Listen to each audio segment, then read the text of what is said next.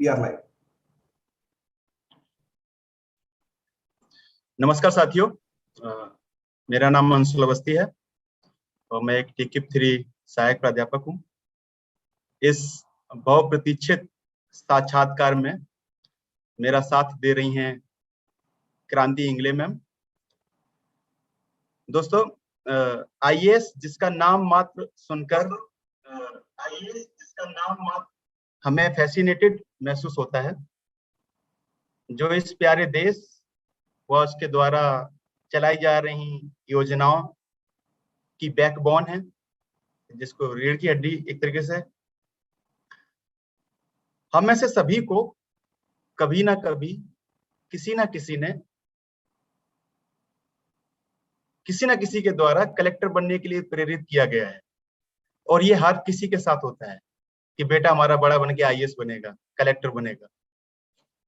हमारे गांव में अक्सर लोग ये कहते हैं, जब किसी को आप सलाह देते हैं तो अक्सर ये लोग कहते हैं कि कहीं के कलेक्टर हो जो तुम्हारी बात माने।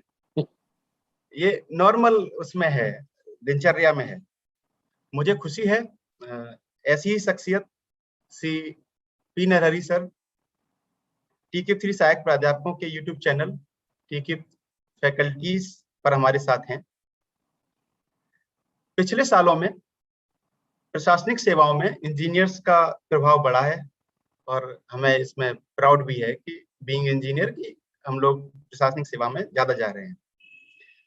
श्री नरहरी सर ने भी इंजीनियरिंग करने के पश्चात सर्वप्रथम आईएएस क्वालिफाई करके ज्वाइन किया और उसके बाद आईएएस।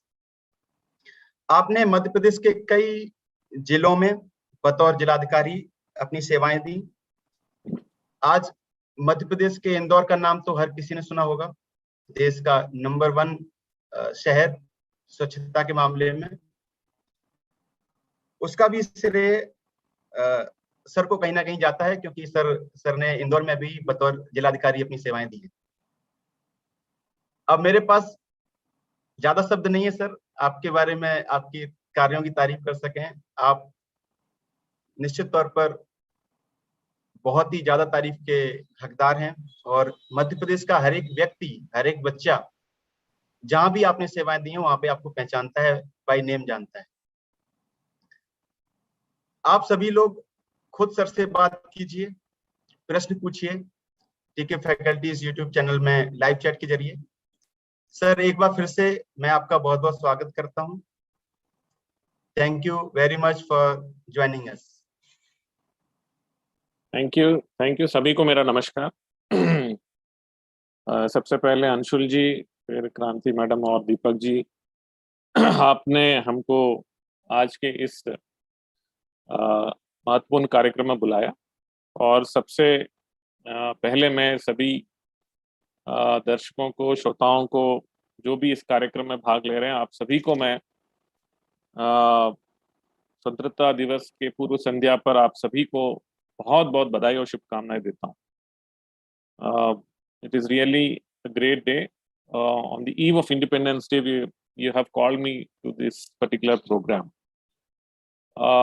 सबसे पहले मैं स्वतंत्रता दिवस, उसके तारतम्य में कहना चाहूंगा कि हम सबको बड़ा गर्व होना चाहिए हमारे देश के इस स्वतंत्रता दिवस पर, और मुख्य रूप से इसलिए भी क्योंकि बहुत मुश्किलों के साथ हमारे बड़े बुजुर्गों ने और स्वतंत्रता सेनानियों ने हमारे स्वतंत्रता के लिए जो मेहनत की है, उसी के बदौलत और कई सारे बलिदानों के बाद ये जो स्वतंत्रता मिली है, ये बहुत ही हमारे लिए महत्वपूर्ण है। और हम सबको जो है बड़ा गर्व के साथ में हमारे इस स्वतंत्रता को बनाए रखने के लिए हमें पूरा प्रयास करना चाहिए।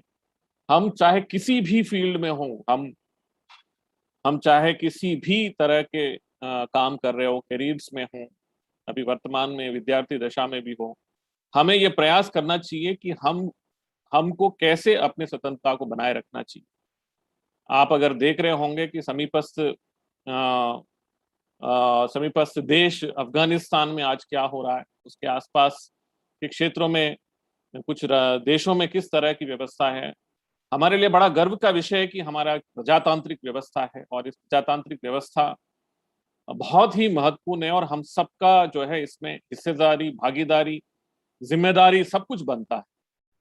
तो ऐसे ऐसे स्वतंत्रता के ऊपर हम सबको गर्व के साथ में हमें हमारे चोजन फील्ड्स में हम जहां कहीं पे भी काम कर रहे हैं, हमको बड़े मशक्कत के साथ, पूरी निष्ठा के साथ हमें काम करना चाहिए। और आज के इस स्वतंत्रता दिवस के पूर्व संध्या पर हम सब यही प्रण लेते हैं कि हम सब मिलकर हमारे स्वतंत्रता को और बेहतर और मजबूत बनाने का पूरा पूरा प्रयास करेंगे और इस स्वतंत्रता को, इस प्रजातांत्रिक व्यवस्था में हम सब इसमें हिस्सेदारी और भागीदारी बनेंगे। आज का जो मुख्य रूप से मुझे जिस उद्देश्य से बुलाया गया है, गेट से संबंधित और इंडियन इंजीनियरिंग सर्विसेज के बारे में कुछ कहने के लिए मुझे आमंत्रित किया गया था। और मैं बताना चाहूँगा कि 1998 में मैंने इंजीनियरिंग पास आउट की है उस्मानिया यूनिवर्सिटी से, और मुझे गर्व है कि मैं एक इंजीनियर हूँ। और 98 में इंजीनियरिंग पास आउट होने के साथ साथ मैं कॉलेज का भी टॉपर था, मैं यूनिवर्सिटी का भी टॉपर था, मैकेनिकल और प्रोडक्शन इंजीनियरिंग दोनों मिलाकर। और इसके पश्चात मैंने सबसे पहले इंडियन इंजीनियरिंग सर्विसेज लिखा 99 में। और बड़ा सौभाग्य का विषय है कि मैंने फर्स्ट अटेम्प्ट में इंजीनियरिंग सर्विसेज मैकेनिकल इंजीनियरिंग में मैंने क्लियर किया, मुझे 56th रैंक भी मिला था। इसके साथ ही मैंने, क्योंकि मैं एक ऐसे सामाजिक परिवेश से मैं आया हूँ, बड़ा हम्बल बैकग्राउंड है, तो मुझे आर्थिक रूप से अपने आप को सशक्त बनाना था। मेरा अल्टीमेट एम तो सिविल सर्विसेज रहा। इंजीनियरिंग के पश्चात मुझे इंजीनियरिंग को बेस बनाकर इंजीनियर एक कोई जॉब हासिल करूं और उसके बाद फिर मैं आईएएस का एग्जाम लिखूं। और बिल्कुल जैसा मैंने सोचा वैसा ही हुआ। पहले मैंने इंडियन इंजीनियरिंग सर्विसेज लिखी, 99 क्लियर किया। फिर 99 मैंने प्रीलिम्स, सिविल सर्विसेज प्रीलिम्स दिया, अनफॉर्चुनेटली मैं क्लियर नहीं कर पाया। तो फिर 2000 एग्जाम में फिर मैंने सिविल सर्विसेज का एग्जाम दिया, प्रीलिम्स, मेंस, इंटरव्यू और आईएएस एक साथ मैंने हासिल की। इसके बीच में भी कुछ और इश्यूज हैं, कुछ और मैंने काम किया है, उसके बारे में बताना चाहूंगा।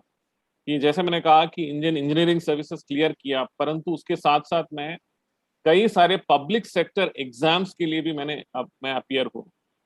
और मैं 3 पब्लिक सेक्टर जॉब्स के लिए, इंस्टीट्यूशंस के लिए सेलेक्ट हुआ। वो है Bharat dynamics limited Hyderabad, NALCO national aluminium company limited और gas authority of India limited. तीनों पब्लिक सेक्टर एग्जाम्स में अपीयर हुआ और फर्स्ट अटेम्प्ट में ही उसको भी क्वालिफाई किया। इसके साथ साथ मैं पैरेलली मैंने साइंटिस्ट पोस्ट के लिए भी अप्लाई करना चालू कर दिया था, इंजीनियरिंग बेसिस पर ही। तो मैं अप्लाई करता था क्योंकि मैं यूनिवर्सिटी टॉपर था, तो मैं जहाँ पे भी अप्लाई करता था मुझे तुरंत इंटरव्यू के लिए बुलाते थे। तो ऐसा मैंने एडवांस रिसर्च सेंटर इंटरनेशनल जो हैदराबाद में है, department of science and technology, उस इंटरव्यू में मैंने भाग लिया और मैं साइंटिस्ट के रूप में सेलेक्ट हुआ। इसके अलावा मैंने Vikram Sarabhai space centre, Trivandrum, DRDO, फिर कई सारे साइंटिस्ट पोस्ट के लिए भी मैंने अप्लाई किया था।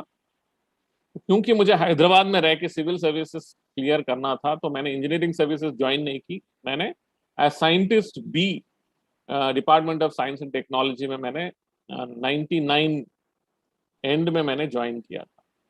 और सिविल सर्विसेज 2000 एग्जाम यानी कि 2001 मई में रिजल्ट्स आ गए थे और मैं आईएएस के लिए क्वालिफाई हो गया था। तो मैं अगस्त 2001 तक, क्योंकि सितंबर में मैंने आईएएस ट्रेनिंग के लिए मसूरी गया था, तो तब तक मैंने साइंटिस्ट पोस्ट पे लगभग 1.5 साल मैंने काम किया। तो ये सब पृष्ठभूमि बनाने का, पूरा बताने का उद्देश्य ये है कि एक साइंटिस्ट होने की एक इंजीनियर होने से कितना वाइडर आपको अपॉर्चुनिटीज मिलते हैं। और ये वाइडर अपॉर्चुनिटीज, जैसे मैंने बताया कि इंजीनियरिंग सर्विसेज से लेके, पब्लिक सेक्टर एग्जाम से लेके, साइंटिस्ट पोस्ट से लेके और सिविल सर्विसेज, ये तमाम जितने भी इतने सारे जो वाइडर अपॉर्चुनिटीज है वो इसलिए मिले क्योंकि मैं एक इंजीनियरिंग ग्रेजुएट रहा। उस समय अनफॉर्चुनेटली क्योंकि मैं तुरंत सिविल इंजीनियरिंग सर्विसेज के लिए अपियर हुआ, क्वालिफाई हुआ, तो मैं गेट एग्जाम कभी लिख नहीं पाया। और सिविल सर्विसेज में तुरंत क्वालिफाई किया, और क्योंकि मैं साइंटिस्ट बीटेक के आधार पर ही साइंटिस्ट पोस्ट में भी मुझे अपॉर्चुनिटी मिली, इसलिए मैंने एमटेक भी नहीं कर पाया। बट मेरा ये कहना है कि एक इंजीनियरिंग ग्रेजुएट होने के साथ साथ आपको क्या करना चाहिए। इंजीनियरिंग जो एक डिग्री है वो इतना इम्पोर्टेंट है, और मैं समझता हूँ कि आज के तारीख में सभी लोग एमटेक भी कर रहे हैं, पीएचडीज भी कर रहे हैं, लेकिन कई सारे अपॉर्चुनिटीज हमको इंजीनियरिंग करते हुए भी मिलते हैं, जो कई लोग इसको नजरअंदाज करते हैं। वो है, जब हम इंजीनियरिंग करते समय हमको जितने भी पेपर्स लिखने के लिए अपॉर्चुनिटीज मिलते हैं, उनको बड़ा सीरियसली लेना चाहिए। छोटे छोटे पेपर्स, चाहे वो आपके state level, university level programs के लिए हो, सेमिनार्स के लिए हो, या फिर नेशनल लेवल प्रोग्राम्स के लिए हो, कई सारे यूनिवर्सिटीज, आईआईटीज, कई जगहों पे आपको बहुत सारे पेपर प्रेजेंटेशन करने के लिए आपको बुलाते हैं। तो इनको बहुत सीरियसली लेना चाहिए मेरे हिसाब से। और मैं सेकेंड ईयर इंजीनियरिंग कर रहा था, तब मैंने डाई कास्टिंग पे एक पेपर लिखा था, और ऐसे पेपर लिखने के बाद मैंने भेजा, तो हमको एनआईटी ट्रिची, जो उस समय रीजनल इंजीनियरिंग कॉलेज कहते थे, अभी एनआईटीज हैं, तो एनआईटी ट्रिची में प्रेजेंटेशन के लिए बुलाए थे।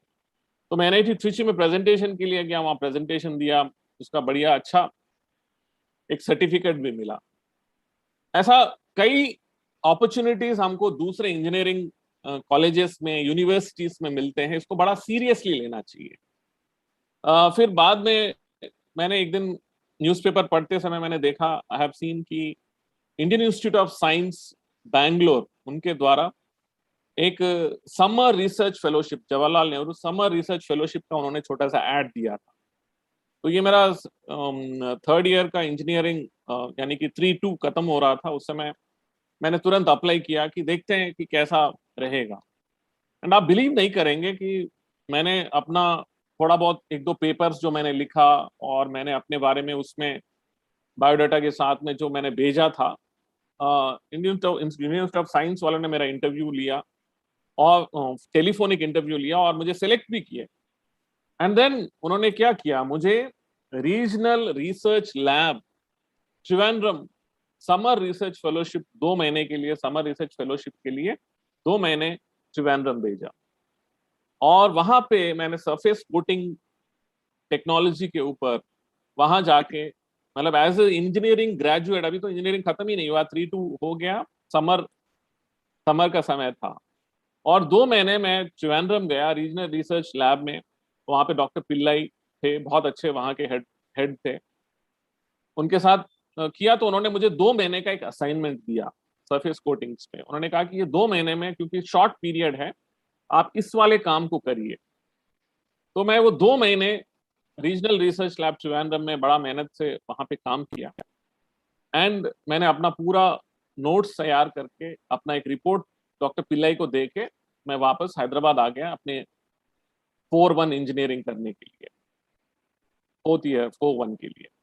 एंड 3 महीने के बाद डॉक्टर पिल्लाई त्रिवेंद्रम से मुझे कॉल करते हैं और बोलते हैं कि बेटा, आपने जो काम किया है, कैन यू बिलीव कि आपका काम जो है इंटरनेशनल मैगजीन में पब्लिश हुआ है। एंड आई वाज सरप्राइज्ड कि मतलब मैं तो सिर्फ समर रिसर्च फेलोशिप के नाम से 2 महीने मैं त्रिवेंद्रम गया, और मैंने जो भी काम किया, एंड डॉक्टर पिल्ले ने, क्योंकि वो head of the department head थे, तो उनके साथ में मुझे को ऑथर बना के उसको थोड़ा बहुत चेंजेस करके उन्होंने उसको पब्लिश किया। वो इंटरनेशनल पेपर, यानी कि मैं इंजीनियरिंग अभी खत्म ही नहीं हुआ मेरा, 4th ईयर अभी मुझे करना है, उससे पहले ही मेरे पास एक इंटरनेशनल पेपर मेरा पब्लिश हो चुका था। इसके बाद मैं 4-1 4-2 किया, और 4-2 में हम सबको एक प्रोजेक्ट करना रहता है, तो मैंने एक प्रोजेक्ट भी किया। तो बाय द टाइम मैं इंजीनियरिंग कंप्लीट करके मैं बाहर आया, तो मेरे पास एक इंटरनेशनल पेपर था, मेरे कई सारे स्टेट लेवल और नेशनल लेवल के पेपर्स मैंने प्रेजेंटेशंस किया, और मेरा इंडियन इंस्टीट्यूट ऑफ साइंस का समर रिसर्च फेलोशिप सर्टिफिकेट था मेरे पास, और इसके अलावा मेरा 4-2 का प्रोजेक्ट वर्क भी था।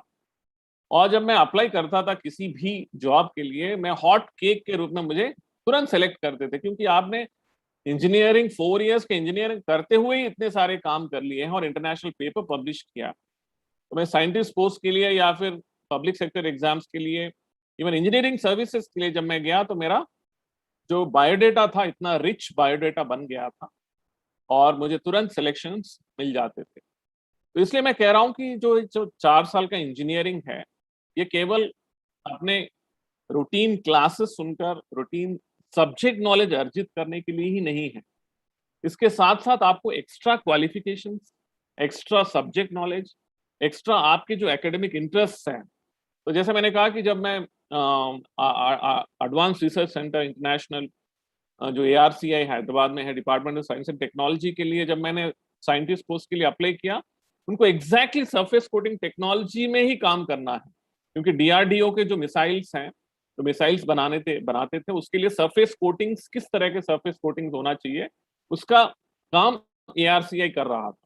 तो मुझे, क्योंकि मैंने इंडियन इंस्टीट्यूट ऑफ साइंस का जो समर रिसर्च फेलोशिप है, मैंने हैदराबाद में, सॉरी ट्रिवांड्रम में किया था, उसी सब्जेक्ट पे था, तो मुझे तुरंत सिलेक्ट कर लिए थे और मैं 1.5 साल साइंटिस्ट के रूप में भी काम किया। तो मेरा आप सभी से यही कहना है कि आप ये जो इंजीनियरिंग का जो टाइम है, इंजीनियरिंग का जो पीरियड है, इसको इफेक्टिवली यूज कर लेना चाहिए, और आपका इंजीनियरिंग सब्जेक्ट नॉलेज पूरा अर्जित करने के लिए जितने प्रयास हो सकते हैं अपने टीचर्स के साथ, अपने गाइड्स के साथ, जो भी आपके गुरु हैं उनके माध्यम से, और ट्राई करिए कि बाहर और अपने कॉलेज के अलावा बाहर किस तरह के अपॉर्चुनिटीज हमारे पास उपलब्ध है।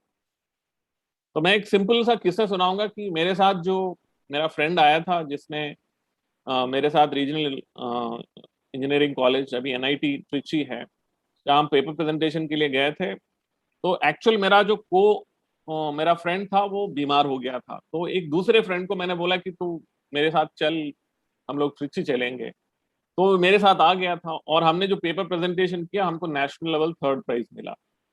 तो ऑब्वियसली क्योंकि वो मेरे साथ को ऑथर के रूप में आ गया था, तो उसको भी सर्टिफिकेट मिला।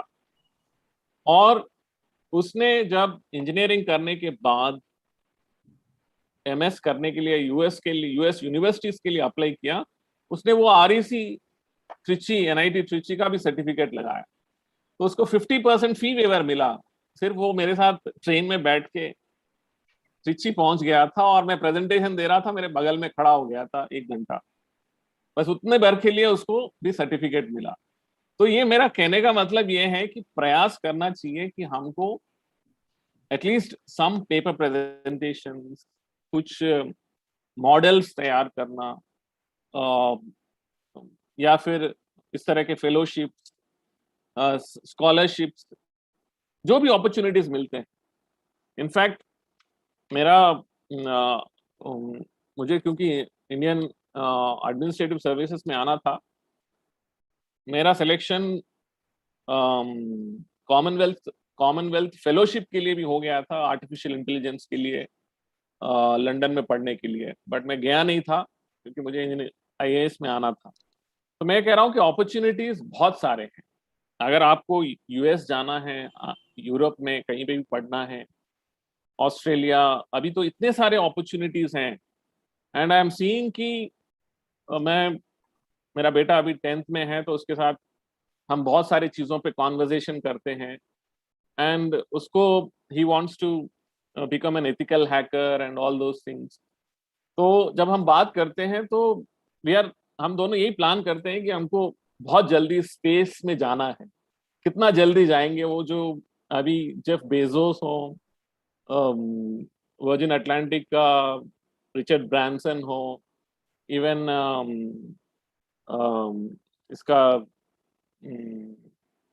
तीसरा जो US का है, सब लोग जो है स्पेस शटल्स तैयार कर रहे हैं, और स्पेस में आम नागरिक को ले जाने का। Elon Musk. तो सब लोग कर रहे हैं। तो ये अभी 3 करोड़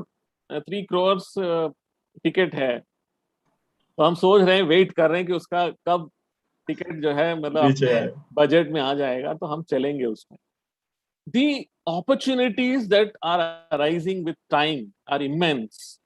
आप जस्ट इमेजिन करिए द लेवल ऑफ अपॉर्चुनिटीज।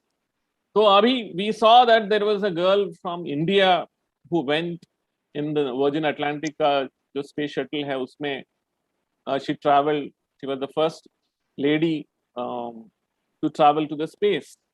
तो हम सब भी कर सकते हैं ये सब जो है, मतलब these are not something which are not within our limits, ये सब हमारे लिमिट्स में है, ये सब पॉसिबिलिटीज हैं। And Indian scientist, Indian engineers का बहुत बड़ा वैल्यू है। आज आप देखेंगे गूगल का, माइक्रोसॉफ्ट का, कई सारे कंपनीज के हेड्स हमारे हमारे कंट्री में, हमारे यहाँ पढ़ के जो लोग हमारे यहाँ इंजीनियरिंग किए हैं वही लोग आज इतने बड़े बड़े ऑर्गेनाइजेशंस के हेड्स बने हुए हैं। तो मेरा आप सभी लोगों से रिक्वेस्ट ये है कि आज के इस प्रोग्राम के माध्यम से कि मोस्ट इंपॉर्टेंट थिंग जो सबको इंजीनियरिंग में रहते हुए करना है वो है personality development.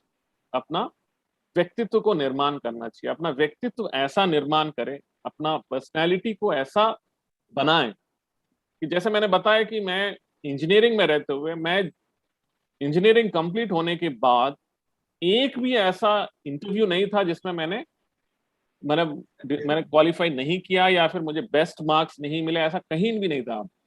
Indian engineering services में फर्स्ट टाइम इंटरव्यू में फर्स्ट अटेम्प्ट में गया, सिलेक्ट हो गया। मेरा इंडियन एडमिनिस्ट्रेटिव सर्विसेज के लिए मैं फर्स्ट टाइम ही, मतलब मेरा सेकंड अटेम्प्ट था, बट फर्स्ट टाइम इंटरव्यू के लिए गया और मुझे मैक्सिमम मार्क्स मिले। जो कॉन्फिडेंस लेवल्स हमको अर्जित करना है, वो कॉन्फिडेंस लेवल्स जो है वो हमको इंजीनियरिंग करते हुए ही हासिल करना है। इंजीनियरिंग करने के बाद मैं अलग से फिर confidence levels, I will gain confidence levels और I will become a good public speaker later on, ऐसा नहीं होता है। आपको जो भी पर्सनालिटी आपको अक्वायर करना है, ट्रेड्स आपके अंदर लाना है, वो आपको इंजीनियरिंग करते हुए ही करना है। तो वो जो 4 इयर्स ऑफ इंजीनियरिंग मैं आपको बताऊंगा कि मैंने कैसे अपने आप को यूज किया। तो मैं मैकेनिकल इंजीनियरिंग का जो हमारे क्लब्स होते थे उस क्लब्स में पार्टिसिपेट करता था। एवरी मंथ एक सब्जेक्ट होता था जिसमें आपको बुलाते थे मैं मैकेनिकल इंजीनियरिंग क्लब में उस टॉपिक में बात करने के लिए। तो ऐसे टॉपिक पे ऊपर भले कुछ भी आता हो नहीं भी आता हो, पढ़ लेते थे और जाके बोलते थे, और फिर क्वेश्चन आंसर्स जब पूछते थे उसका जवाब देते। तो सब्जेक्ट क्लैरिटी मिलता था कि हाँ, मैं जो बोल रहा हूँ, मैं जिस सब्जेक्ट के बारे में बोल रहा हूँ उस सब्जेक्ट में मुझे नॉलेज है कि नहीं। तो पब्लिक स्पीकिंग, जितने मैकेनिकल इंजीनियरिंग क्लब्स या जो भी आप इंजीनियरिंग क्लब में कॉलेज में रहते हैं उसका यूटिलाइज करिए। ऐसे ही पब्लिक स्पीकिंग आपको जहां जहां बहुत सारे प्रोग्राम्स होते हैं, अभी मैंने कहा कि इंजीनियरिंग एवरी ईयर हर इंजीनियरिंग कॉलेज यूनिवर्सिटी कुछ ना कुछ फ्रेशर्स के लिए या फिर स्टूडेंट्स के लिए कुछ ना कुछ ऐसे प्रोग्राम्स करते हैं, उसमें पार्टिसिपेट करिए। Go and speak, participate, dance, drama, painting, elocution, essay writing, debate, जो आपको आता है, क्विज, सब में पार्टिसिपेट करिए। जिसमें आपको अच्छा लगता है उसमें पार्टिसिपेट करिए। आपके अंदर जो जिजिबिशा है, जो हेजिटेशंस हैं, उन सबको दूर करना है। And public speaking best place होता है। और ऐसे ही हैदराबाद में एक वाईएमसीए है, वाईएमसीए क्लब था, प्राइवेट क्लब। वहां पे के सर्किल करके था, मुझे किसी फ्रेंड ने बताया कि के सर्किल होता है। वहां पे एवरी वीक एक कोई अच्छा बुक के बारे में कोई ना कोई उस बुक के बारे में पूरा पढ़ता है और उसके बारे में आके वहां पे प्रेजेंटेशन देता है, बताता है। तो मैं उसमें जाता था, वहां जाके बैठ जाता था, सुनता था। मैं भी एक बुक पढ़ के मैं भी जाके वहां अपना प्रेजेंटेशन दिया। तो इस तरह के जितने अपॉर्चुनिटीज होते हैं, हॉबीज डेवलपमेंट का बेस्ट टाइम है इंजीनियरिंग के 4 ईयर, बेस्ट टाइम होता है। कुछ ना कुछ हॉबी, मैं कई लोग मुझसे पूछते हैं कि सर आईएएस के लिए कितने घंटे पढ़ना चाहिए, तो मैं तो यही बोलता हूँ यार, मैं तो साइंटिस्ट का पोस्ट में भी था, मैं जॉब भी करता था 8 घंटे का, और जाके फिर पढ़ाई भी करता था सिविल सर्विसेज के लिए। I said 6 hours is enough. आप जो कोचिंग वगैरह लेते हो, कोचिंग के अलावा जो कोचिंग का टाइम आप निकालने के बाद जो है आपको 6 आवर्स इज इनफ। अगर आप जॉब नहीं कर रहे हैं तो 6 to 8 आवर्स इज इनफ। इसके बाद में आप अपने हॉबीज पे ध्यान दीजिए, अपने फ्रेंड्स पे ध्यान दीजिए। You should have very good friends. Make best, the best friends are of your engineering. And अभी मैं यूएस गया था, बहुत अपॉर्चुनिटी मिला, तो मेरे सब क्लासमेट्स यूएस में थे। तो मेरे जो बेस्ट फ्रेंड्स थे, मेरे रूमीज थे, रूममेट्स, हम लोग 5 लोग एक गाड़ी में बैठे और एक हफ्ता सिर्फ गाड़ी में ही घूमे। पूरा पूरा ईस्ट कोस्ट पूरा घूम लिए थे और उन लोगों ने मुझे बारी बारी से ड्राइवर बन के मुझे पूरा घुमाया। Friends are the best. आप कब बनाते हो फ्रेंड? 4 साल काफी अच्छा टाइम रहता है फ्रेंडशिप के लिए। मेक बेस्ट फ्रेंड्स व्हाइल इन इंजीनियरिंग। ये सब यूज आता है। आपका पर्सनैलिटी जो है केवल पढ़ने से नहीं आता है। पर्सनैलिटी पर पर्सनैलिटी जो है it's a mixture of several traits. आप कैसे फ्रेंड्स बनाते हो, फ्रेंड्स के साथ कैसे पेश आते हो, बड़ों के साथ कैसे पेश आते हो, अपने सब्जेक्ट को कैसे प्रेजेंट करते हो, अपने नॉलेज को कैसे यूटिलाइज करते हो, ये तमाम चीजें हैं जो आपकी पर्सनैलिटी को डिफाइन करते हैं। तो फ्रेंड्स इसलिए होना चाहिए। और फ्रेंड्स, मैं तो, मेरे फ्रेंड्स ऐसे थे जो रूम में आते थे एक दिन पहले और मुझसे बोलते थे कि 5 क्वेश्चंस मुझे बता दो, वो 5 क्वेश्चंस कौन से हैं जो एग्जाम में आएंगे। कॉमन उनको कॉमन है सबकी इंजीनियरिंग कॉमन में। है। तो वो एक फ्रेंड तो ऐसा था कि वो बोलता था कि 3 ही क्वेश्चंस बता, 5 नहीं चाहिए, 3 ही। और वो 3 पढ़ लेता था, उसको 60% मिला इंजीनियरिंग में उस 3 क्वेश्चंस की वजह से। और आज यूएस में बहुत अच्छा सॉफ्टवेयर इंजीनियर है, वो अलग बात है। But what I am saying is कि you must inculcate the value of friendship। ऐसे ही सिविल सर्विसेज में हम लोग 4 लोग थे और हम चारों के चारों सिविल सर्विस के लिए सिलेक्ट हुए और हम सब्जेक्ट्स को बांट लेते थे, क्योंकि एक हिस्ट्री में अच्छा होता है, एक ज्योग्राफी में, एक एक इकोनॉमिक्स में, तो एक पॉलिटिकल साइंस में। तो जिसको जो सब्जेक्ट, क्योंकि everybody can not be the best, तो हम सब्जेक्ट बांट लेते थे और फिर शाम को बैठते थे 1 घंटा, आपने क्या पढ़ा अपना बताओ। तो एक दूसरे को हम शेयर करते थे इंफॉर्मेशन। जब इंफॉर्मेशन शेयर कर लेते हैं तो आपको चारों को जो है, चारों को 4 अलग अलग सब्जेक्ट पढ़ना इज बेटर देन कि एक व्यक्ति 4 सब्जेक्ट्स पढ़े। तो just imagine the amount of energy and time that you are saving. And हम चारों के चारों सिविल सर्विसेज के लिए सेलेक्ट हुए, जो हम लोग 4 मिलके सिविल सर्विस की प्रिपेयर किए। तो what I am saying is कि ये जो क्वालिटीज हैं, ये आप जब आप इंटरव्यू में बैठते हैं, आपका पर्सनैलिटी चेक किया जाता है। वहां पे बैठ के जो इंटरव्यू में यूपीएससी बोर्ड मेंबर्स या किसी भी इंटरव्यू में आप जाते हैं, वहां पे जो मेंबर्स आपको एवेल्युएट करते हैं, वो ये तमाम चीजें, ट्रेड्स देखते हैं कि ये क्या इनका ये शेयरिंग करते हैं, क्या ये कंसर्न है अपने फ्रेंड्स के प्रति, अपने कलीग्स के प्रति, अपने सबॉर्डिनेट्स के प्रति, किस तरह का व्यक्तित्व है। तो ये तमाम चीजें जो है हमको अक्वायर करना है ड्यूरिंग आवर कॉलेज डेज। तो मेरा आप लोगों से यही कहना है कि कॉलेज के जो 4 इयर्स हैं उसको कैसे यूटिलाइज करेंगे आपके ऊपर डिपेंड करता है। एक्चुअली सर, मैं इस इंटरव्यू से पहले काफी रिसर्च कर रहा था। हाँ जी। मैंने आपके बहुत लेक्चर्स देखे, मोटिवेशनल टॉक देखी, आपका बायो देखा, और उससे मैं कुछ चीजें निकाल पाया कि 2 नाम आ रहे हैं, एक अक्षरा उज्ज्वला एंड एक नाम आ रहा है भंवरलाल, जो उस वक्त बनवारीलाल, यस। डीएम हुआ करते थे। कितना योगदान है आपके जीवन में उनका? क्योंकि उस वक्त आप इंजीनियर नहीं थे, उस वक्त आप शायद चौथी या 5वीं में या फिर 10वीं में पढ़ने वाले लड़के रहे होंगे। एक्चुअली वो बनवारीलाल जी हमारे डिस्ट्रिक्ट के कलेक्टर थे। मैं करीमनगर डिस्ट्रिक्ट से हूँ, तेलंगाना से। उस समय यूनाइटेड आंध्र प्रदेश था। तो बनवारीलाल एक प्रोग्राम स्टार्ट किया था जिसका नाम था अक्षरा उज्ज्वला, जो अडल्ट लिटरेसी प्रोग्राम था, प्रौढ़ शिक्षा कार्यक्रम। तो अडल्ट लिटरेसी प्रोग्राम में ये करना था कि ईच स्कूल, मैं जिस स्कूल में था, हमारे स्कूल ने एक समीपस्थ गांव को गोद लिया था। तो हमको डेली इवनिंग 5 o'clock के बाद, स्कूल आवर्स के बाद, उस गांव में जाके वहाँ के जितने भी वृद्धजन थे जिन्होंने कभी अपने जीवन में पढ़ाई नहीं की है उन सबको कम्युनिटी हॉल में बिठा के उनको पढ़ाना था। ये प्रोग्राम था।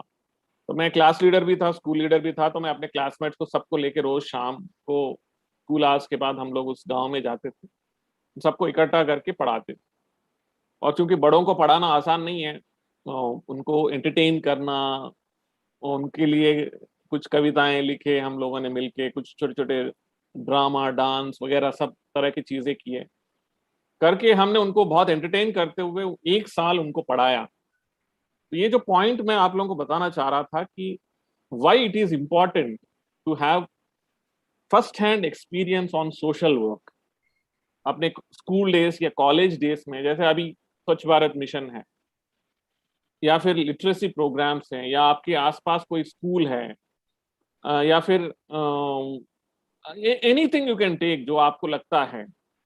आपको कोई धर्मशाला है जहाँ पे आपको जाके अगर वीकेंड्स में या जब जरूरत हो, जब आप काम करते हैं तो आपको पता चलता है कि उस काम करने में कितने दिक्कतें आते हैं, कौन कौन से ऐसी चीजें आपको करना पड़ता है जिससे कि आपको उस काम से आपको एक तो सेटिस्फेक्शन भी मिलेगा और रिजल्ट भी अच्छा रहेगा।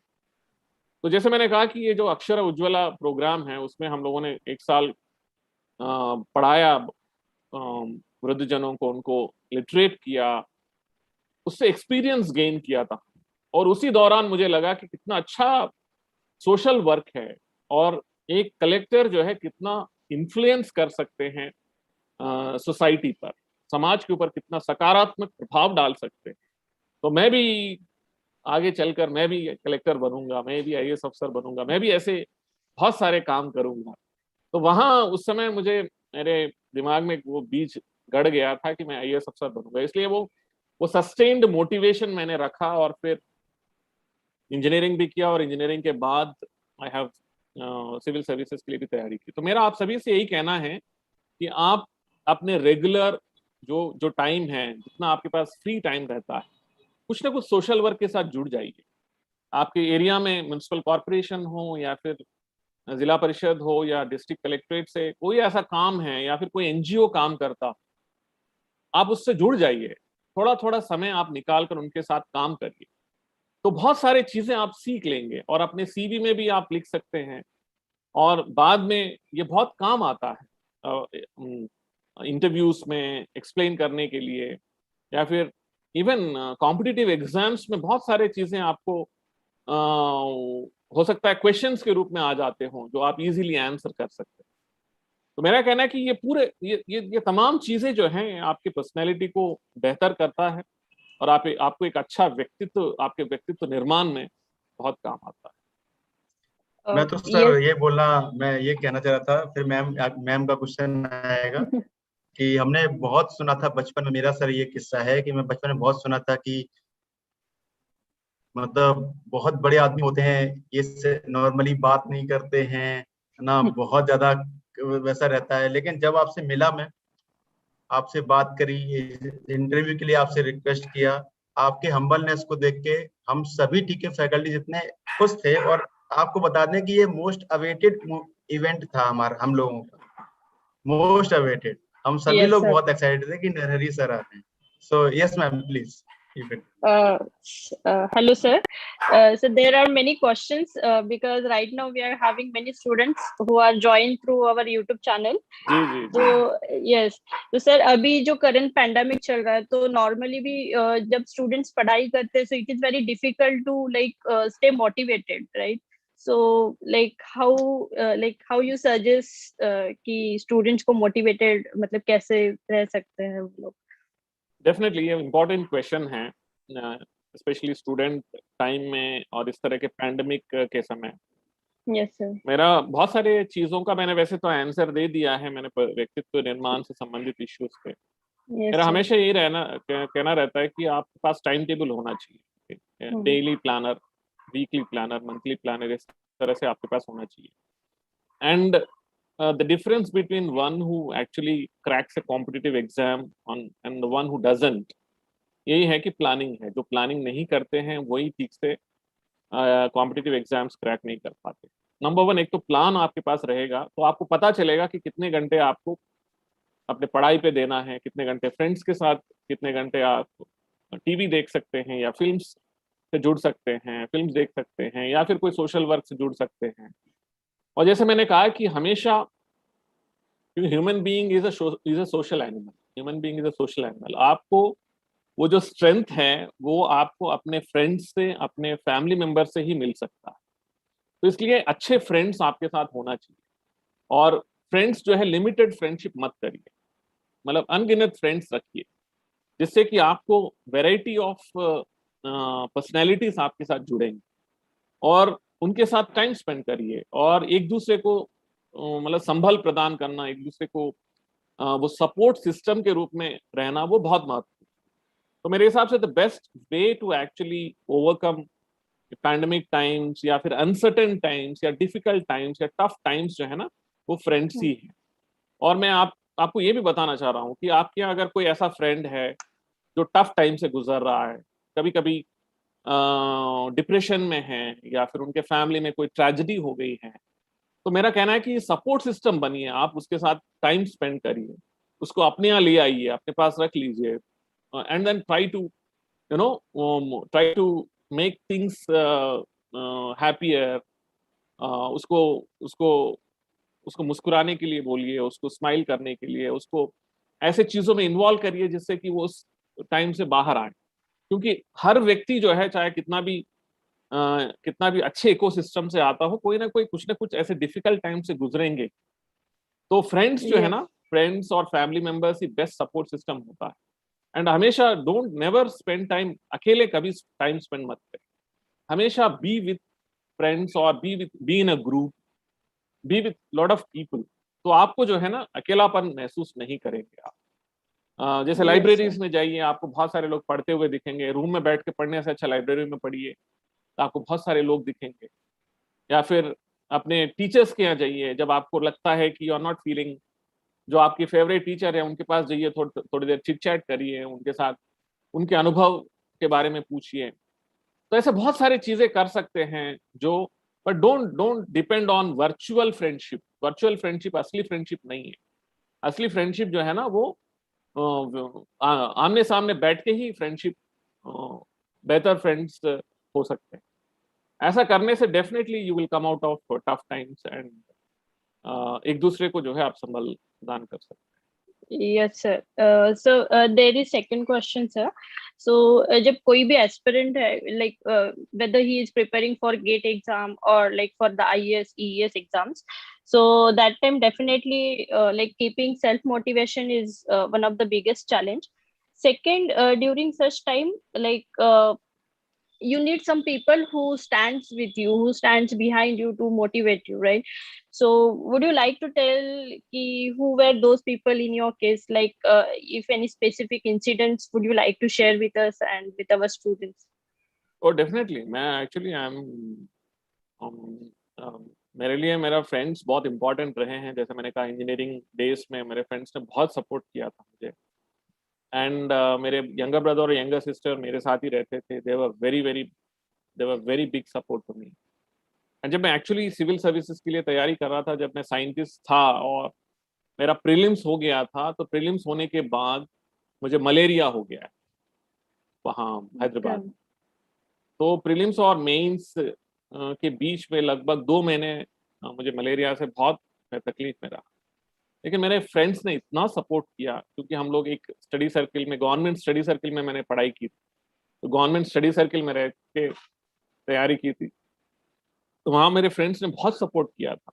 एंड डिस्पाइट मलेरिया से मेरा क्या वो I was allergic to chloroquine, वो मुझे उस समय पता चला कि फर्स्ट टाइम मलेरिया हुआ था, उसका रिएक्शन हुआ, मुझे हॉस्पिटलाइज होना पड़ा। देन फ्रेंड्स ने सपोर्ट किया, फिर मैं उस पूरे पीरियड से बाहर निकला एंड फिर सिविल्स का मेंस का एग्जाम के लिए तैयारी की और फिर क्वालिफाई भी किया।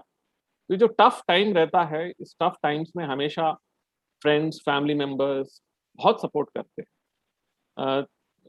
बट आई स्टिल फील कि हमारा जो बेस्ट जो क्वालिटीज हैं वो टफ टाइम में ही बाहर निकल के आते। तो आप टफ टाइम में कितना आप अपने आप को संभल के चलते हैं, अपने आप को दृढ़ निश्चयता के साथ अपने आप को खींच के लाते हैं, वही आपका जो है पर्सनैलिटी को डिफाइन करता है। तो हमेशा टफ टाइम्स में काम रहिए, बहुत काम रहना चाहिए टफ टाइम में, and let the Yes. Tough times pass and let stand, बिल्कुल बिल्कुल ऐसे एरेक्ट खड़े हो जाना चाहिए कि चाहे कितना भी हवा आए हम तो नहीं गिरेंगे। ऐसा हमको अपने आप को मजबूत बनाना चाहिए। नहीं, ऐसा कहते हैं ना कि बुरे वक्त की एक खासियत है कि गुजर जाता है। हाँ बिल्कुल, एग्जैक्टली। एक्चुअली सर, फ्रेंड्स की कितनी महत्वता है आपके जीवन में? जब आप डिस्कस कर रहे थे तो आपके चेहरे की मुस्कुराहट बता देती है कि आप उनको डायरेक्टली फील कर रहे हैं, आप उस समय को महसूस कर रहे हैं कि जब आप बात कर रहे हैं, जब आप बात कर रहे थे। मेरा प्रश्न सर ये है कि आपकी जो स्कूलिंग शिक्षा है वो एपी रेजिडेंशियल जूनियर स्कूल में हुई। वो मोस्ट आई मीन मुझे मेरे दोस्तों ने बताया एपी के कि सबसे अच्छा कॉलेज माना जाता है स्टेट में। तो जब आपका सिलेक्शन हुआ और आपकी ये पहली सक्सेस थी, एकेडमिक सक्सेस, आपके फैमिली के बारे में सर हमने रिसर्च किया। आप 4 भाई 1 बहन, आप लोअर मिडिल क्लास से आते हैं, टेलरिंग का काम करते थे आपके फादर, और वहां से लेके यहाँ तक जिस तरीके से आप पहुंचे हैं, निश्चित तौर पर जो लोग भी आपको देख रहे हैं उनको गूजबम्स आए होंगे और एक मोटिवेशन आया होगी, कोई भी कुछ भी कर सकता है। सर, आपको जो एडमिशन जो आपको मिला, वो पहली आपकी एकेडमिक सक्सेस थी, उस वक्त आपके घर वालों का रिएक्शन कैसा? एक्चुअली मैं यहाँ बताना चाहूंगा कि 10th के बाद जो इंटरमीडिएट होता है यानी +1 +2, उसके लिए एपी रेजिडेंशियल जूनियर कॉलेज का एक एंट्रेंस एग्जाम होता है, बड़ा प्रेस्टिजियस होता है। केवल 3 कॉलेजेस होते हैं और उसके लिए सिलेक्शन होता है और बेस्ट स्टूडेंट्स उसके लिए सिलेक्ट होते हैं। तो मेरा सिलेक्शन हुआ। तो जैसे अभी आपने कहा, मेरे पापा टेलरिंग का काम करते थे गाँव में, तो उनका एक अलग तरीका का मोटिवेशन था, जो मैं अपने बच्चों को भी यही कहता हूँ। हमेशा मैं एक्सेल होने के लिए मैं प्रयास करता था, यानी कि मुझे I wanted to be state topper होना चाहिए, मतलब कॉलेज टॉपर होना चाहिए। और वो ये कहते थे कि बेटा उतना ही करना जितना तुमसे बनता है। एंड जब मैं मेरा 10th में जो है स्टेट में रैंक नहीं आया तो मैं बड़ा मायूस हो गया था। तो उन्होंने बोला कि तुम फर्स्ट क्लास में पास हो गए हो, इससे ज्यादा और क्या चाहिए। तो एंड जब मैं सिविल सर्विसेज के लिए तैयारी करता था तो मैं उनको एक बार मैंने उनसे बोला कि मैं सिविल सर्विसेज के लिए तैयारी कर रहा हूँ, आईएएस बनना चाहता हूँ। उन्होंने बोला कि मैं जानता हूँ कि तुम अच्छा पढ़ते हो और तुम अपना बेस्ट एफर्ट्स देना, बट सिलेक्शन नहीं होगा ना तो चिंता मत करना, इसके अलावा बहुत सारे जॉब्स है जिसके लिए अपन सेलेक्ट हो सकते हैं।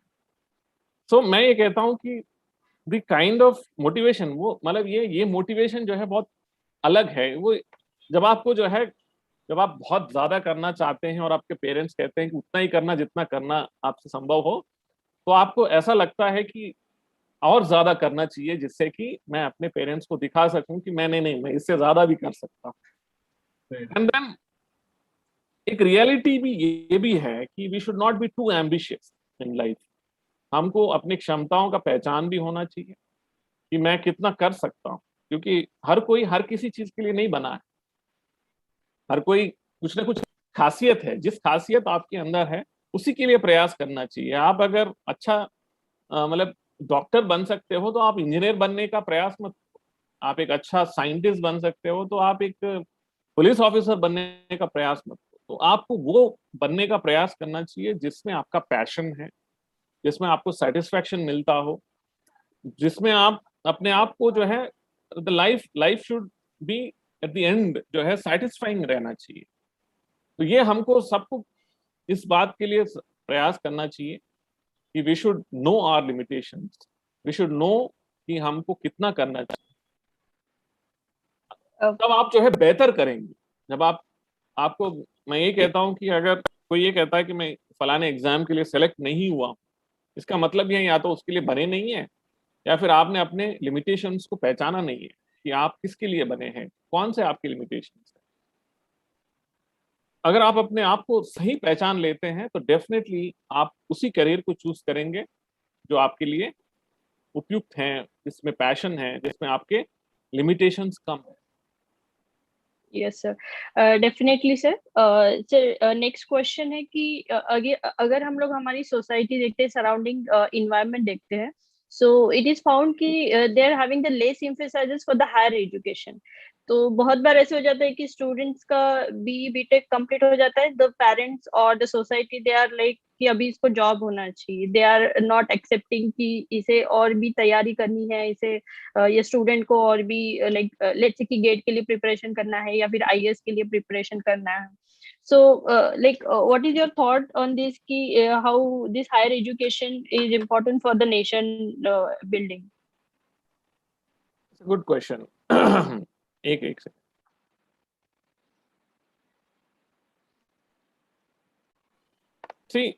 सी सोसाइटी जो है, सोसाइटी हमसे बहुत सारी चीजें मांगता है जो कभी कभी अनुचित भी है। सोसाइटी सक्सेस को ज्यादा महत्व देता है, जबकि फेल्यूर जो है उतना ही इम्पोर्टेंट है जितना सक्सेस है। मेरा ये कहना रहता है कि अल्टीमेटली आपको डिसाइड करना है कि आपको क्या करना है। आपको, जैसे मैंने कहा कि मेरा हायर एजुकेशन में जैसे मैंने एमटेक किया ही नहीं, क्योंकि मैं पूरा स्कॉलरशिप्स के ऊपर डिपेंडेंट था। मैं ट्यूशन्स पढ़ा के अपना थोड़ा बहुत खर्चा निकाल पाता था। तो मुझे कोई जॉब इम्पोर्टेंट था, पहले जॉब इम्पोर्टेंट था, उसको जॉब करते हुए मुझे नेक्स्ट लेवल पे जाना था। तो बिना जॉब किए मैं नेक्स्ट लेवल पे जा ही नहीं सकता था। तो इसलिए जॉब किसी ने डिसाइड नहीं किया कि आप जॉब करिए, क्योंकि मैंने महसूस किया कि मुझे जॉब करना चाहिए। तो ये आप डिसाइड करिए। अगर आपका फैमिली बैकग्राउंड अच्छा है, इकोनॉमिकली वो आपको सपोर्ट कर रहे हैं, तो अच्छी बात है। तो just go for higher education, add qualification. अगर नहीं है तो वो भी अच्छा है। तो आप कोई किसी जॉब में ज्वाइन करिए, पहले इकोनॉमिकली स्टेबलाइज हो जाइए, and then go for higher education. अभी ट्रेंड क्या है? अभी ट्रेंड यही तो है कि आप जो है work for 1 or 2 years, then go for next qualification, then work for 1 or 2 years, then acquire more qualifications। तो इस तरह से जो है सिस्टम डेवलप हो रहा है, लेकिन क्वालिफिकेशंस अक्वायर करना बहुत इंपॉर्टेंट, ये महत्वपूर्ण। Sir okay, Anshul sir you please. मेरा प्रश्न ये था सर कि आपने बताया कि हम, मतलब आपने जिस तरीके से बताया कि पहला पेपर जब बच्चा सेमेस्टर एग्जाम की टेंशन लेता है सेकेंड ईयर में, फोर्थ सेमेस्टर में, थर्ड सेमेस्टर में, तब आप पेपर प्रेजेंट कर रहे थे एनआईटी त्रिची में। जब लोग ट्रेनिंग करने की सोचते हैं या फिर किसी तरीके से इंटर्नशिप करने की सोचते हैं बार्क में, इसरो में, आप थर्ड ईयर में ये ट्रेनिंग ले रहे थे और आपका फाइनल ईयर नहीं हुआ था, उससे पहले आपका पेपर पब्लिश हो गया।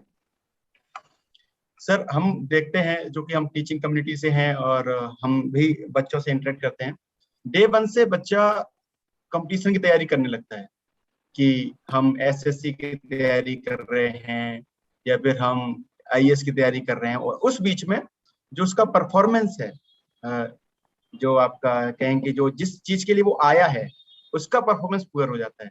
तो ऐसे बच्चों के लिए आप क्या कहना चाहेंगे? क्योंकि हम बीइंग टीचर हम उनको ये नहीं बोल सकते कि तुम गलत कर रहे हो प्रिपरेशन करके, लेकिन समझाने का प्रयास करते हैं।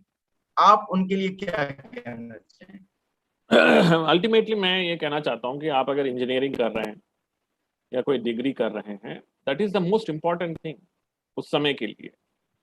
और अगर आपका सब्जेक्ट नॉलेज अच्छा नहीं है तो आप उसके बाद में जो भी अक्वायर करेंगे उससे कोई मतलब नहीं निकलता, क्योंकि ultimately you should be good in your subject. The student has to be good in his और हर सब्जेक्ट। आप कोई भी कॉम्पिटिटिव एग्जाम उसके बाद लिखेंगे, अगर आपका सब्जेक्ट नॉलेज ही अच्छा नहीं है तो कॉम्पिटिटिव एग्जाम में क्या हासिल करेंगे? और मेरा ये एकेडमिक और को करिकुलर दोनों चीजों पे इंपॉर्टेंस है। सिर्फ एकेडमिक्स ही नहीं, को करिकुलर एक्टिविटीज पे भी ध्यान देना चाहिए। को करिकुलर एक्टिविटीज भी उतना ही इंपॉर्टेंट है जितना एकेडमिक्स है, बट इट्स अ कॉम्बिनेशन है, एकेडमिक्स प्लस को करिकुलर एक्टिविटीज। अगर इससे भिन्न कुछ करता है तो वी शुड टेल स्टूडेंट्स कि आप गलत कर रहे हो। कॉम्पिटिटिव एग्जाम जो है, जैसे मैंने बताया कि आपका पर्सनैलिटी ही नहीं बना है और आप कॉम्पिटिटिव एग्जाम की तैयारी कर लिए हो, वहां जाके फेल होना तय है आपको, क्योंकि आपने अपना व्यक्तित्व ही निर्माण नहीं किया है। जैसे मैं बार बार एग्जाम्पल देता हूँ, लेट्स से अभी हमने ओलंपिक्स में जैवलिन थ्रो आकाश चोपड़ा का देखा है, नीरज चोपड़ा। तो नीरज चोपड़ा का अगर आप उसका पर्सनालिटी यानी कि फिजिकल पर्सनालिटी अगर आप देखते हैं, फिजिकल पर्सनालिटी और उसका मेंटल पर्सनालिटी जो आप देखते हैं, वो 23-year-old नीरज चोपड़ा, उसका व्यक्तित्व देखिए, उसका फिजिकल पर्सनालिटी देखिए, वो हेफ्टी नहीं है, वेट लिफ्टर जैसा उसका बॉडी नहीं है। वेट लिफ्टर का बॉडी कैसा रहता है, उसका हेफ्टी रहता है, वेराज एन एथलीट का बॉडी जो है वो स्लिम एंड ट्रिम और बिल्कुल चिजल्ड बॉडी जैसा लगता है। तो कितनी तैयारी की होगी उसने उस तरह का बॉडी बनाने के लिए नीरज ने। तो आपने अगर कोई कॉम्पिटिटिव एग्जाम के लिए आप तैयारी कर रहे हैं तो आपका पर्सनैलिटी कहाँ कैसे डेवलप हुआ है। आप तैयारी कर रहे हो वेट लिफ्टिंग की और आपका पर्सनैलिटी हल्का फुल्का पतलू टाइप का है, तो आप कहाँ से सिलेक्ट हो जाएंगे बाद में। तो आपका जिस चीज के लिए आप तैयारी कर रहे हो, जिस कॉम्पिटिटिव एग्जाम के लिए तैयार कर रहे हो, उसका पर्सनैलिटी भी वैसे ही होना चाहिए। इसलिए ज्यादा फोकस होना चाहिए अपने पर्सनैलिटी के ऊपर होना चाहिए, ना कि कॉम्पिटिटिव एग्जाम के ऊपर। कॉम्पिटिटिव एग्जाम आप तो 2-4 महीने पढ़ के क्लियर कर लेंगे, उस सब्जेक्ट नॉलेज है आपके पास, पर्सनैलिटी है तो आप क्लियर कर लेंगे। लेकिन सब्जेक्ट नॉलेज ही नहीं है और आपने अपना पर्सनैलिटी, प्लीजिंग पर्सनैलिटी आपने बनाया ही नहीं है, तो आप कौन सा किसको आपको क्यों सेलेक्ट करने वाला है, कोई नहीं करेगा। तो ये चीजें बताना होगा स्टूडेंट्स को कि why it is important to focus on your personality rather than competition. Okay. Sir हमारे यहाँ यूपी में ऐसे बोलते हैं कि एक बार गवर्नमेंट जॉब लग जाए ना, उसके बाद तो फिर कुछ है ही नहीं, बहुत ही ना ज्यादा काम है ना कुछ है। मैं आपका ट्विटर फॉलो करता हूँ, मैं आपका यूट्यूब चैनल पे आपके कुछ आते हैं चीजें वो मैं देखता हूँ। आप ऐसे अधिकारी हैं जिसके लिए लोग सपने देखते हैं कि हमें आईएएस बनना है, सबसे बड़ी पोस्ट मानी जाती है भारत में। उसके बाद भी कहीं आप वेबिनार दे रहे हैं, कोई आप पेपर पब्लिश कर रहे हैं, कोई आर्टिकल लिख रहे हैं आईएएस एसोसिएशन में, मैं वो भी देखता हूँ। क्या है अब क्या बचा है जो आपको मोटिवेट करता है? आईएएस हैं आप, 20 साल का एक्सपीरियंस है। आईएएस तो जो है ना एक मतलब वो लक्ष्य नहीं है, आईएएस लक्ष्य थोड़ी है। आईएएस बनने के बाद जो है इतना काम है, और मैंने यही ठान के रखा है कि मैं अकेला आईएएस बनने से कोई मतलब नहीं है। मेरे जैसे 100 लोगों को तैयार करना, तब मैं बड़ा मतलब मैंने कुछ हासिल किया है। मैंने खुद जो है कुछ हासिल किया, उसका कोई मतलब नहीं रखता। मतलब इस बात का रखता है कि हमने कितने लोगों को मोटिवेट किया है, कितने लोगों को सकारात्मक डायरेक्शन में उनको हमने एक दिशा दी है, कितने लोगों को हमने सपोर्ट किया है, वो इम्पोर्टेंट होता है लाइफ। एंड मेरा अल्टीमेट लक्ष्य वही है कि हम और ज्यादा से ज्यादा, specially lower middle class, poor families, middle class families, जहाँ पे लोग जो है ये मानते हैं कि नहीं हमसे ये नहीं हो सकता है, उनको बाहर खींच के लाना है। नहीं, आप कर सकते हो, आपके अंदर जो है वो फायर होना इंपॉर्टेंट है। मैंने जैसे मैं बार बार स्टूडेंट्स को ये कहता हूँ कि मैंने पूरा स्कॉलरशिप्स के ऊपर मैंने अपना पूरा स्टूडेंट लाइफ निकाला है। पूरे स्कॉलरशिप्स, फेलोशिप्स, मेरिट का मीन्स स्कॉलरशिप्स हो, फेलोशिप्स हो, मैं ट्यूशन्स पढ़ाता था, मैंने गवर्नमेंट स्कूल में मैंने इंटरमीडिएट कॉलेज में पढ़ाई की, मेरा इंजीनियरिंग फ्री सीट था, मैंने एपी स्टडी सर्किल, एक गवर्नमेंट स्टडी सर्किल जो आईएएस के लिए तैयारी करता है, वहाँ मैंने पढ़ाई की है। तो मैंने अपना पूरा जीवन जो है गवर्नमेंट सपोर्ट से मैंने स्कॉलरशिप, कोचिंग सब गवर्नमेंट सिस्टम से मैंने हासिल की। तो ये बताना चाहता हूँ कि अगर आपके अंदर वो फायर है तो आप जो है कुछ भी, जो लक्ष्य आप चयन करते हैं उसको हासिल कर सकते हैं। तो ये सिस्टम्स जो है, गवर्नमेंटल सिस्टम्स बने इसीलिए है कि अपने जैसे लोगों को कुछ बनने के लिए एक रास्ता दिखाते हैं। तो जितने भी लोग सुन रहे हैं, मेरा आपसे यही कहना है कि अपना लक्ष्य जो है ना, लक्ष्य ऐसा निर्धारित करो जिससे कि न केवल आपके साथ 10 लोग साथ चले। जैसे मैंने कहा कि हम 4 लोग तैयारी करते थे, 4 के 4 सेलेक्ट हुए, ये बड़ी बात है। मैं अकेला सिलेक्ट हुआ हूँ, बाकी 3 रह गए, तो इसका मतलब है हमने शेयरिंग ठीक से किया ही नहीं, हमने अपना नॉलेज शेयरिंग ठीक से किया ही नहीं। तो हमको ये प्रयास करना चाहिए कि हम नहीं, हमारे साथ और भी लोग जो है सेलेक्ट हो, कॉम्पिटिटिव एग्जाम्स के लिए लिखें और अपने जीवन में बेहतर करें और आगे भी करते रहें। तो ये जो समय निकालने का उद्देश्य इसी बात का है। Sir, sir there are many people. Yes.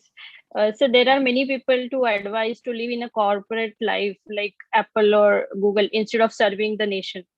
So because their like rational or the reasoning is that our talent got wasted, or maybe the potential is not being respected by the society. So what is your opinion on this? So I would say it is nothing to do with government sector, private sector, corporate sector. भैया आपको जहां अच्छा लगे वहां काम करिए and be Okay. happy, and if you want to earn money, there is nothing wrong in that.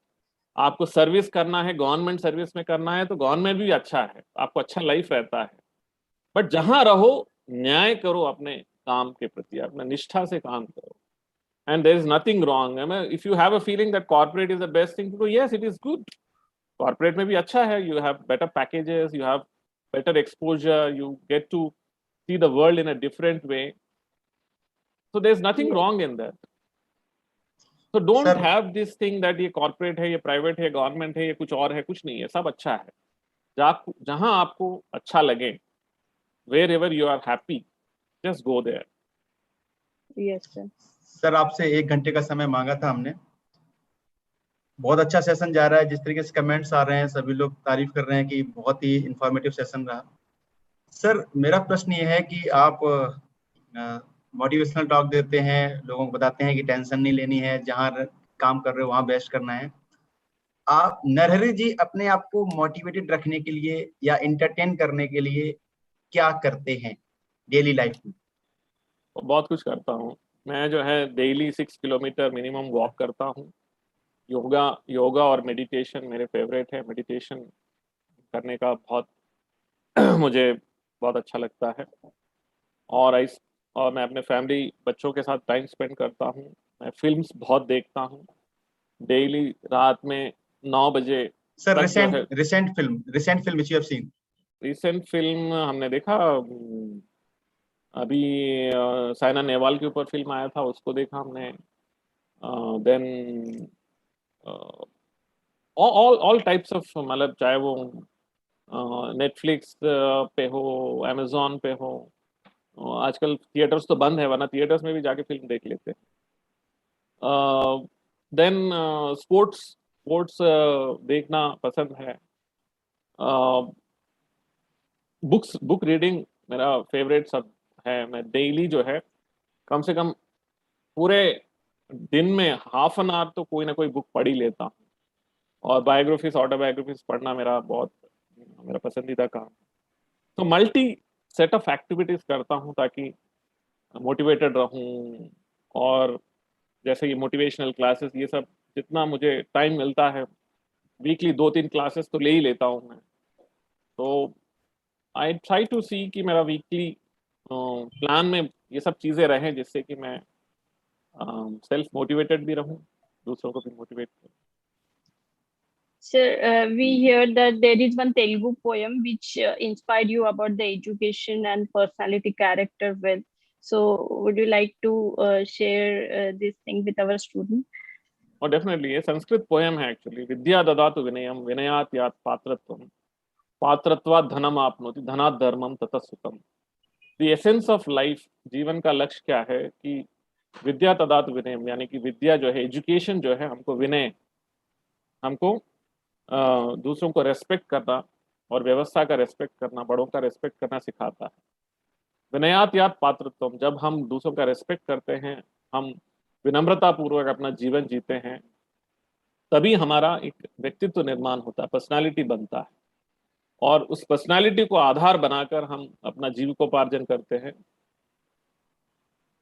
विद्या ददातु विनयम, विनयात यात पात्रत्वम, पात्रत्वात् धनम आपनोति, उससे कुछ धन कमाते हैं। और उस धन का जब हम खुद के जीवन के लिए उपयोग करते हैं और धर्म करते हैं, यानी कि दूसरों को उसका डिस्ट्रीब्यूशन करते हैं, ततः सुखम, तब सुख मिलता है। तो ये जीवन का जो है स्टार्टिंग से लेके एंड तक यही है कि एजुकेशन जो है एक लैडर है, एक ऐसा लैडर है जिसको पकड़ के हम अपने आप का व्यक्तित्व निर्माण करते हैं। और व्यक्तित्व निर्माण के साथ साथ हम कुछ अपना पर्सनैलिटी, व्यक्तित्व का निर्माण के साथ हम कुछ धन अर्जित करने का, कुछ अच्छा करने का प्रयास करते हैं, और फिर उसके माध्यम से हम अल्टीमेट जो है हम सुख यानी कि हैप्पीनेस अर्जित करते हैं। तो यही हमारा जीवन का लक्ष्य है, होना चाहिए।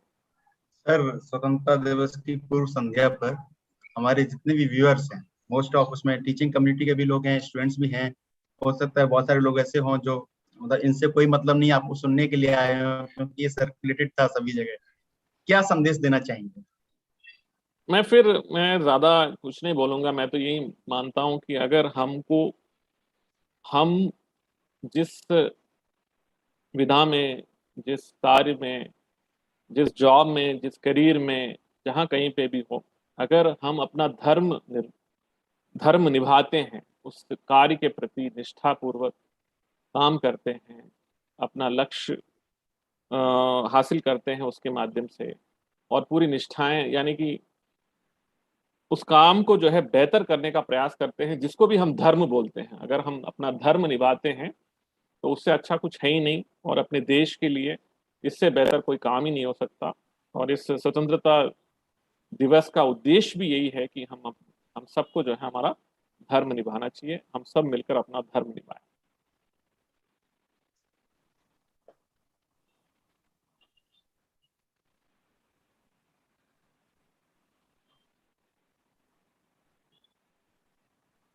Hello Awasthi hello. Sir. Looks like हाँ सर, मैं सर आवाज आ रही है? आवाज आ हाँ रही सर, है? हाँ, यस सर। सर थोड़ा network issue.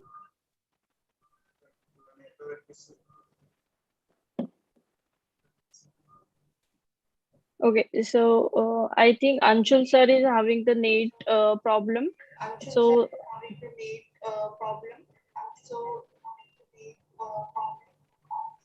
okay, so thank you Narhari sir for joining this session, and जो भी आपने अभी मोटिवेट किया है स्टूडेंट्स को, तो डेफिनेटली ये सब चीजें स्टूडेंट्स के लाइफ में बहुत ही मतलब इनसे वो लोग इंस्पायर होंगे definitely.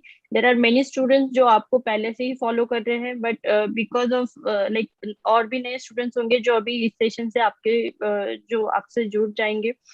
So thank you for accepting our invitation, and thank you sir from our all the TQ faculties. So thank you once again. Thank you so Thank much. you so सभी much, को sir. बहुत बहुत Thank you. धन्यवाद। Thank you sir.